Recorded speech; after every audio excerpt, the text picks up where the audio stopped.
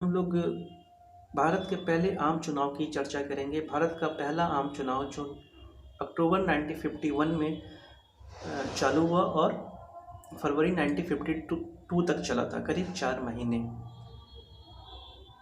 1950 में जनप्रतिनिधि अधिनियम को पारित करने के बाद चुनाव आयोग का गठन किया गया और सुकुमार सेन को पहला मुख्य चुनाव आयुक्त बनाया गया जवाहरलाल नेहरू के कहने पे। सुकुमार सेन भारतीय सिविल सेवा के अधिकारी थे और बहुत बड़े गणितज्ञ भी थे। हालांकि जवाहरलाल नेहरू पहला आम चुनाव काफ़ी पहले चाहते थे, लेकिन सुकुमार सेन ने इसमें थोड़ा विलम्ब किया, थोड़ा समय लिया। कारण बड़े स्पष्ट थे कि भारत का क्षेत्रफल काफ़ी बड़ा था, जनसंख्या काफ़ी बड़ी थी, तो निर्वाचन सूची को तैयार करना, बैलेट बॉक्स बनवाना, चुनाव चिन्ह का आवंटन करना, भारत के हर क्षेत्र में एक साथ इलेक्शंस हो सके उसकी व्यवस्था करना, इन सब कारणों के कारण सुकुमार सेन ने थोड़ा डिले किया। खैर, जब पहला आम सभा चुनाव हुआ तो उस समय करीब 53 राजनीतिक दल थे, इन्होंने हिस्सा लिया, जिसमें कि 14 राष्ट्रीय दल थे। पहले लोकसभा चुनाव के समय भारत की जनसंख्या करीब 36 करोड़ के आसपास थी और इन 36 करोड़ में 17 करोड़ लोग 21 वर्ष की आयु के ऊपर के थे। तो इन सबों का नाम निर्वाचन सूची में पंजीकृत करना एक काफ़ी मुश्किल सा टास्क था और इन 17 करोड़ में करीब 85% जनसंख्या जो थी वो निरक्षर थी। तो जाहिर है कि वो पढ़ लिख तो सकते नहीं थे। निर्णय लिया गया कि केंद्र और राज्य के विधानसभा के चुनाव एक साथ हों। इस हिसाब से लोकसभा की करीब 489 सीटों का चुनाव और राज्य विधानसभा की करीब 3283 सीटों पर एक साथ चुनाव कराने का निर्णय लिया गया। 489 सीटों के निर्वाचन के लिए 401 निर्वाचन क्षेत्र की व्यवस्था की गई। इसमें एक सीट के लिए 314 निर्वाचन क्षेत्र थे, 2 सीट के लिए 86 निर्वाचन क्षेत्र थे और 3 सीट के लिए एक निर्वाचन क्षेत्र था नॉर्थ बंगाल। हालांकि 1960 में इस व्यवस्था को ख़त्म कर दिया गया।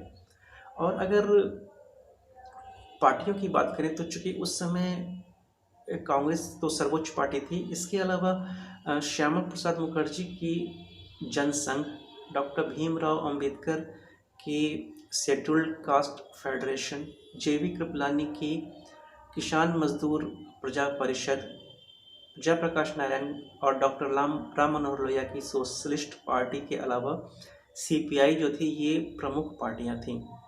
चूँकि पहले आम सभा चुनाव के समय देश की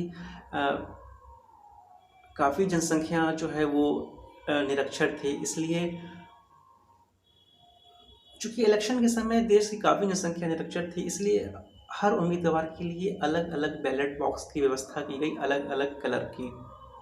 पहले आम सभा चुनाव के समय देश में काफ़ी निरक्षरता थी। जाहिर है कि उम्मीदवारों के नामों को पढ़ना उन लोगों के लिए संभव नहीं था, इसलिए हर उम्मीदवार के लिए एक अलग अलग बैलेट बॉक्स की व्यवस्था की गई और इस पूरे प्रकरण में करीब 20 लाख बैलेट बॉक्स बनाए गए और इन बैलेट बॉक्स को बनाने में करीब 8000 टन स्टील का उपयोग किया गया।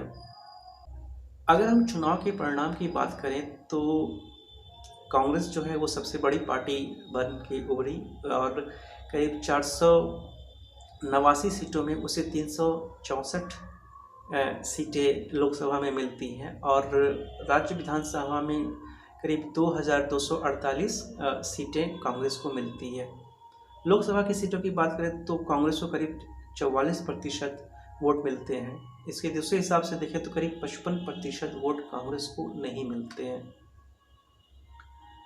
कांग्रेस केंद्र के अलावा लगभग सभी राज्यों में अपनी सरकार बनाती है। हालांकि उड़ीसा, मद्रास, कोचीन और पेप्सू पंजाब को उस समय पेप्सू कहा जाता था, तो इन 4 जगहों पे कांग्रेस को बहुमत नहीं मिलता है।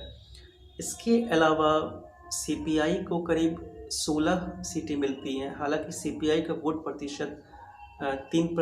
परसेंटेज 3% ही होता है। उसके बाद सोशलिस्ट पार्टी जो है वो 10% वोट परसेंटेज के साथ 12 सीटें जीतती है।